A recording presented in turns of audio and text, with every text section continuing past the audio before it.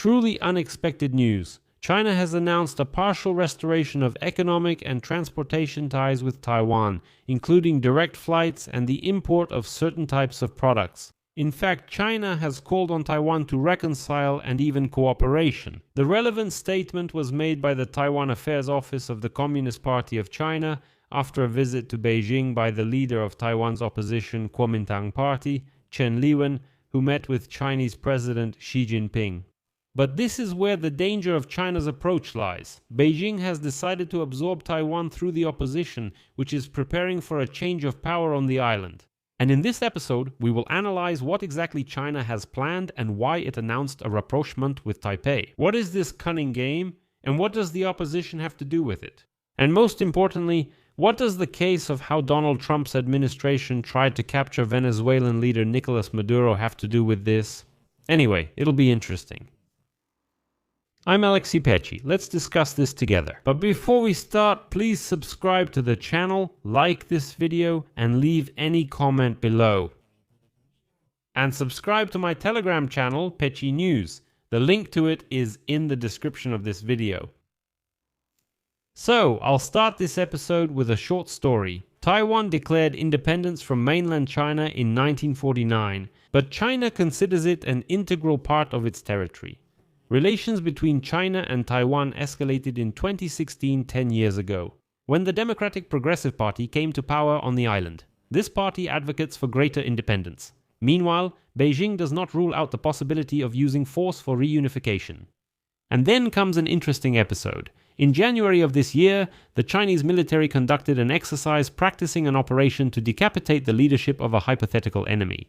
This was very reminiscent of the US operation to capture Nicolas Maduro, and I remembered this for a reason because before capturing the leader of Venezuela, Nicolas Maduro, Donald Trump's administration established contacts with opposition officials in Venezuela, specifically with officials who were still inside the government but were clearly opposed to Maduro. And remember these Chinese exercises in January of this year, we'll come back to them later. The day before, China announced its intention to partially restore economic and transportation ties with Taiwan, including direct flights and the import of certain types of products. This statement came after the visit to Beijing by the leader of the Taiwanese opposition party, Kuomintang, Chen Liwen, who met with the chairman of the PRC, Xi Jinping. And now Beijing has announced its intention to resume direct flights between Taiwan and the cities of Xi'an and Urumqi, to simplify the import of Taiwanese aquaculture products which were previously completely banned, and also to build a bridge to the Taiwanese islands of Kinmen and Matsu, which are located near the coast of China. He says we'll build bridges, and from these islands Taiwanese people can travel to Chinese territory, board planes there, and fly. In short, it's a really attractive offer. Taiwan's Mainland Affairs Council criticized these steps. They stated that such agreements are political contacts between parties that bypass the island's government. They emphasized that all issues concerning cross-strait relations should be discussed by both governments on an equal and dignified basis. But this visit by the leader of Taiwan's opposition party, the Kuomintang, Chen Liwen, is even more concerning. Chen Liwen stated that the purpose of her visit was reconciliation and reducing tensions between the island and the mainland. She also aimed to demonstrate that dialogue with China can serve as a form of deterrence and that war is not inevitable. And all this is happening against the backdrop of the prolonged Russia-Ukraine war, the conflict in the Middle East, and overall global turbulence. Taiwan considers это как одну из возможных точек столкновения. In these circumstances, it seems easier to convince the Taiwanese public, which is extremely wary of China, of the need for dialogue and stabilizing relations across the Taiwan Strait, emphasizing the choice between peace and war. But for Chen Liwen himself, this trip to Beijing had several goals. Well, first of all, to strengthen his own political capital within the party with an eye on the presidential elections in Taiwan in 2028. Well, she's the only one who can negotiate with Xi Jinping. Secondly, to strengthen the party's own position by demonstrating that it can successfully manage relations with Beijing. But there's also a big challenge in this. Over the past decade, the Kuomintang's policy, which has been accused of being pro-China, has conflicted with society's demand for recognition of Taiwanese identity. And this led to the party's defeats in the presidential elections in 2016, 2020, and 2024. So now it lays the groundwork for 2028. Thirdly, to convince Taiwanese society itself of the need to engage in peaceful dialogue with Beijing, while Beijing increases its military activity and raises the threat level around the self-governed island.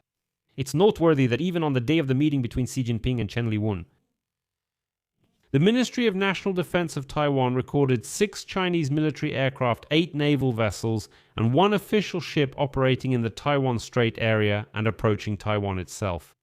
For Xi Jinping, this is also a significant event. This visit creates additional leverage in the international arena, especially on the eve of a possible summit between Donald Trump and Xi Jinping. Beijing consistently emphasizes that the Taiwan issue is central in the relationship between China and the United States. Let me remind you of an interesting episode. During a phone conversation in February, Xi Jinping warned Donald Trump about the need for a cautious approach to military support for Taipei. After the US State Department announced in December the largest arms sales package in history to Taiwan, worth over $11 billion, including missiles, artillery systems, and drones. After that conversation, Trump stated that he had consulted with Xi Jinping on the issue of arms sales to Taiwan. This raised concerns among many at the time, but in the end, the US still sold weapons to Taiwan. And here, the leader of the Taiwanese opposition, Chen Li-wun, stated that, quote, diplomacy is the main means of deterrence compared to purchasing American weapons. And it's important that this statement by Chen Li-wun was also made against the backdrop of debates about increasing Taiwan's military budget by 40%. And now the Kuomintang party is trying to show that it's not necessary to spend such huge amounts of money on so-called tanks, but instead, what can be done? You can just make a deal with Xi Jinping. Why spend $40 billion on weapons? Let's sit down with Xi Jinping, make a deal, and everything will be fine.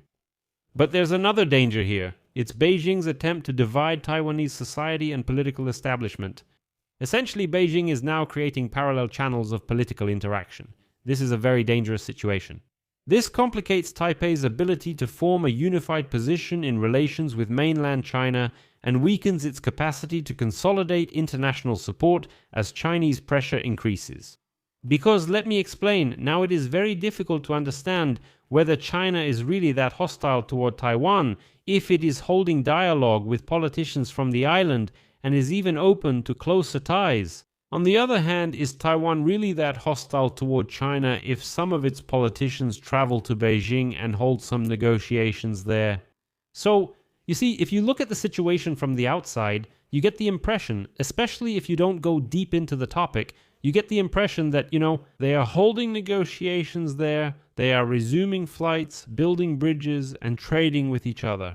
So is it really 2 completely different stories? Maybe not so much. Is it really worth defending Taiwan that strongly then? So this is the danger of so-called parallel channels of political interaction.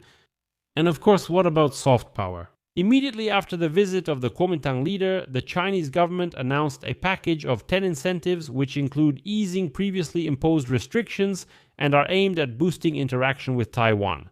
Among them are promoting youth exchanges, restoring direct flights, simplifying the import of Taiwanese agricultural and fishery products, easing restrictions on tourism, and allowing the broadcast of politically acceptable Taiwanese cultural and media programs. But the thing is, the official authorities in Taipei haven't agreed to any of this, while China says we have agreed. And you see, this creates yet another trap. So, the official authorities tell China, we don't need any of this. China says, you don't need it, but I've already made a deal. Well, not with you, of course, but still. The Kuomintang is also your party, and I've already made a deal with them. And as you understand, this is yet another tool for division. I'll leave it at that for now. Share your opinions and conclusions in the comments below this episode. Subscribe to the channel, hit the bell, and don't forget to like. If you want to support the work of this YouTube channel, the description under this video says so. Support the Alexei Petrovich channel. Choose any method that's convenient for you. I will be grateful for any support you can give. That's all for now. Take care. Bye, everyone.